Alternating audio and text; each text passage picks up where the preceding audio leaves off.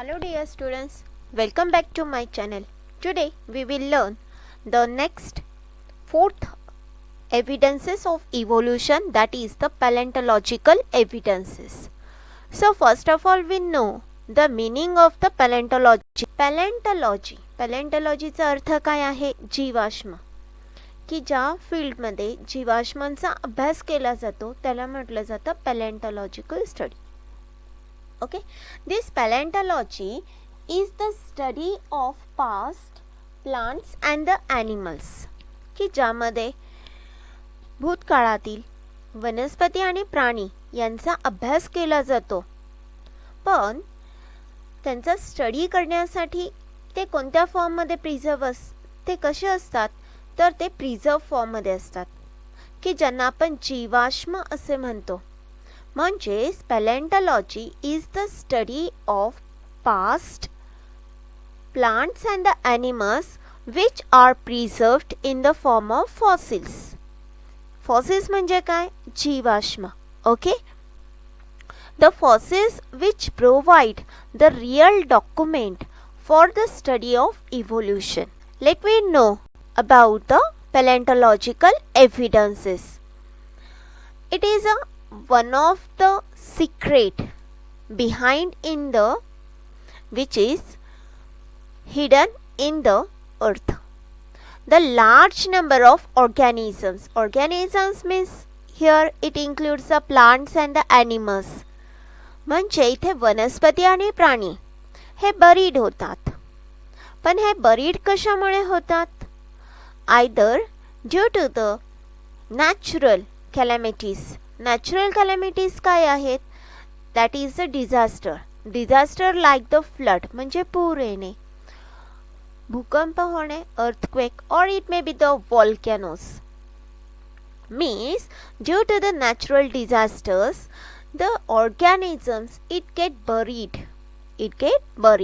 The remnant and the impression. Impression म्हणजे काय? त्यांचे ठसे. Okay?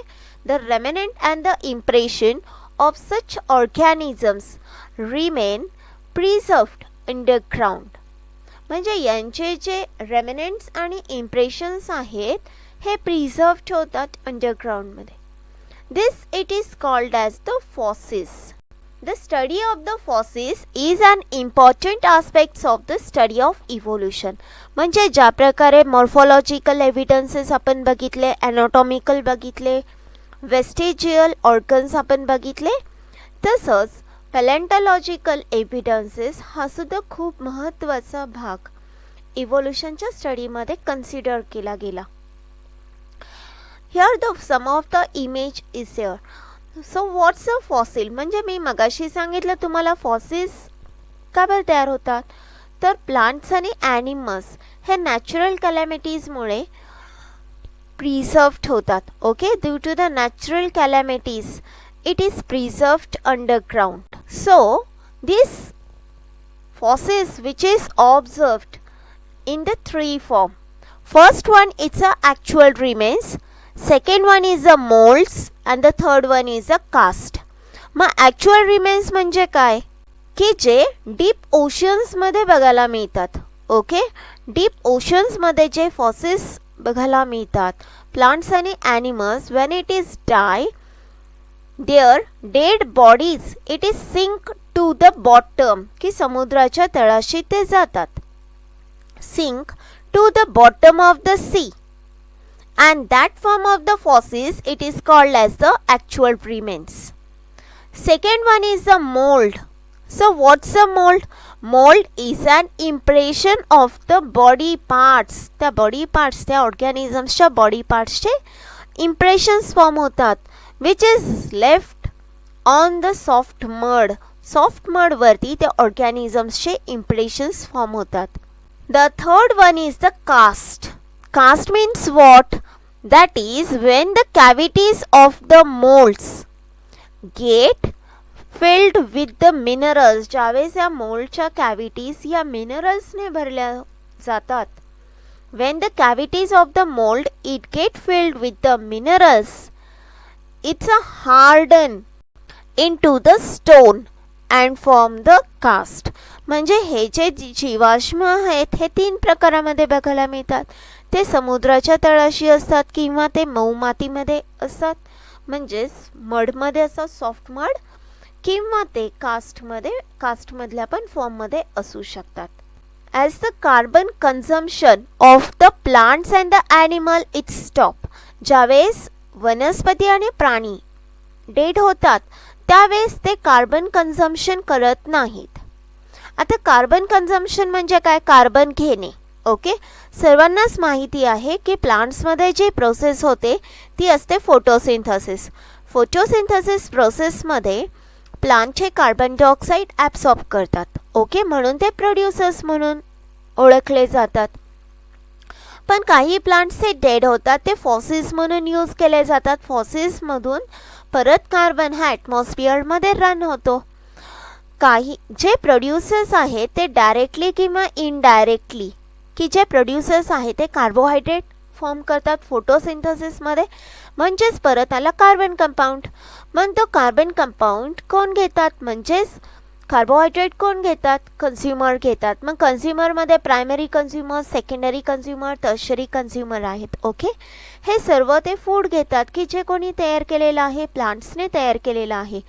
परत जे लिव्हिंग ऑर्गॅनिझम्स आहेत, ॲनिमल्स आहेत, त्यांच्यामध्ये कोणती प्रोसेस होत असते? त्यांच्यामध्ये रेस्पिरेशन प्रोसेस होत असते आणि या प्रोसेसमधून परत कार्बन डायऑक्साईड हा ॲटमॉस्फिअरमध्ये रिलीज होत असतो.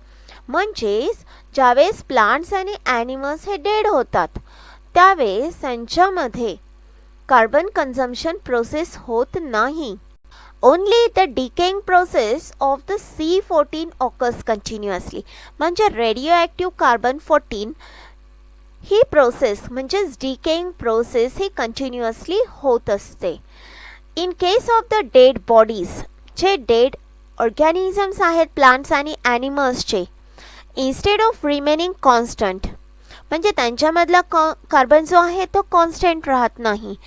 In case of the dead bodies of plants and the animal, instead of the remaining constant, म्हणजे काही जे मिनरल्स आहेत ते कॉन्स्टंट आहेत, पण काय ते महत्त्वाचं आहे? The ratio between the carbon 40, that is the 14 radioactive carbon and the 12 number of the radioactive carbon, it is continuously changing. Why it is changing? Because the organisms are dead.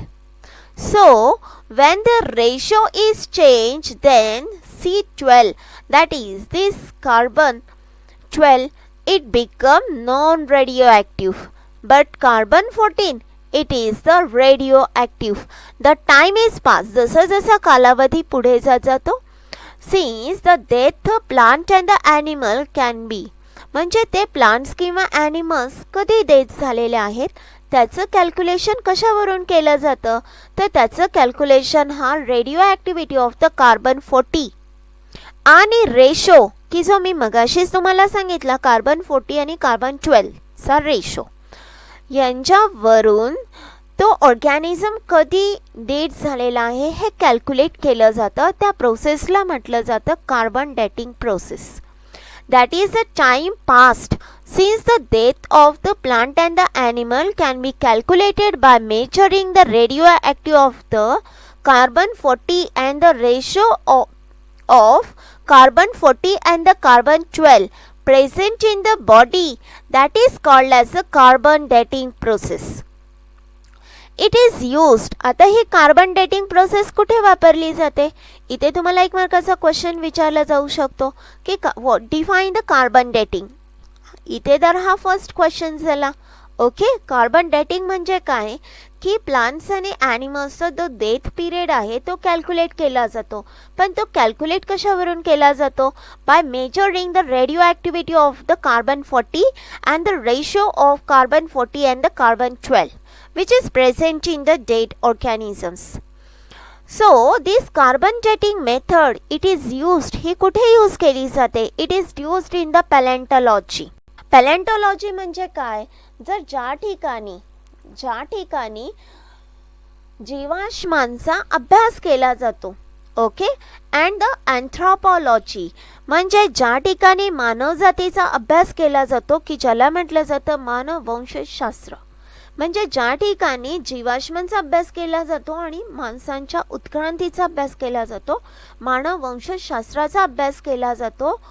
That is in that place, in that region, in that location, there is the calculation, there is a use of this carbon dating method. That is, it is used in the paleontology and the anthropology for determining the age of human fossils. म्हणजे माणसांचे जे जीवाश्म सापडले, fossils सापडले, त्यांचा age कशावरून calculate केला जातो?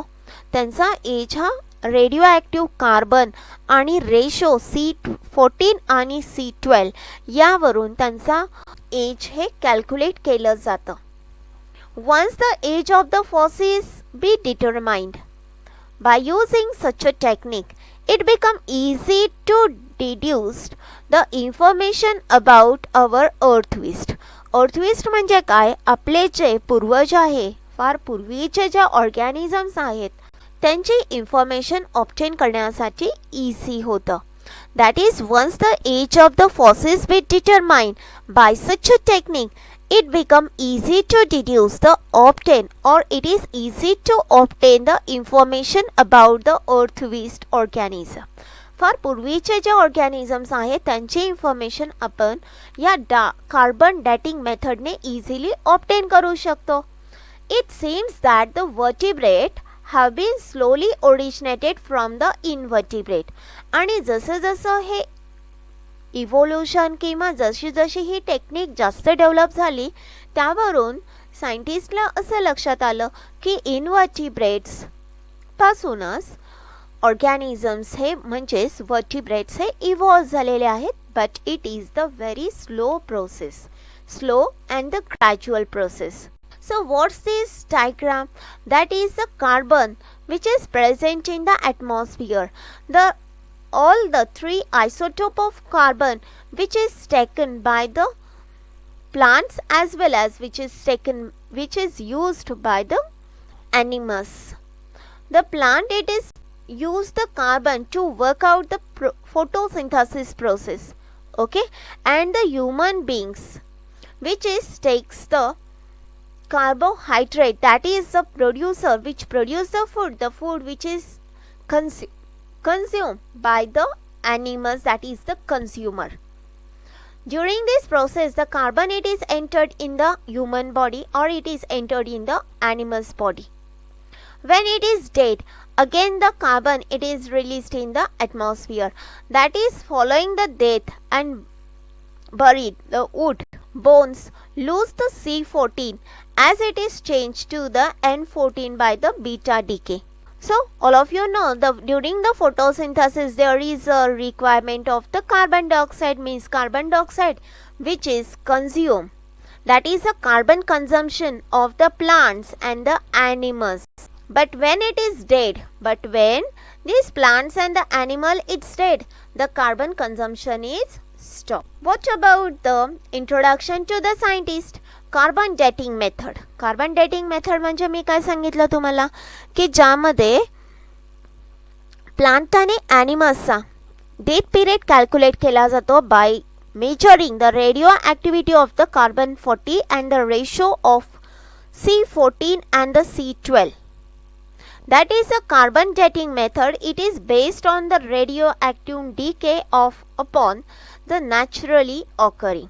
म्हणजे जे रेडिओ डिकेइंग प्रोसेस हे नॅचरली ऑकरिंग होते त्यावरून कार्बन डेटिंग मेथड ही बेस्ड आहे. The C14 and it is developed by the Willard Libby. His work, he awarded the Nobel Prize. The age of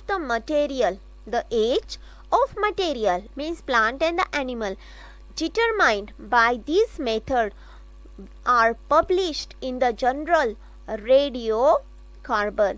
म्हणजे ज्या प्रोसेसमध्ये ऑर्गॅनिझम्सचं किंवा मटेरियलचं एज डिटरमाइन केलं जातं हे पब्लिश केले का जर्नलमध्ये. मग त्या जर्नलचं नाव काय आहे? Radio carbon. Hope so you understood these paleontological evidences. Thanks for watching my video. Stay tuned to my channel. Thank you.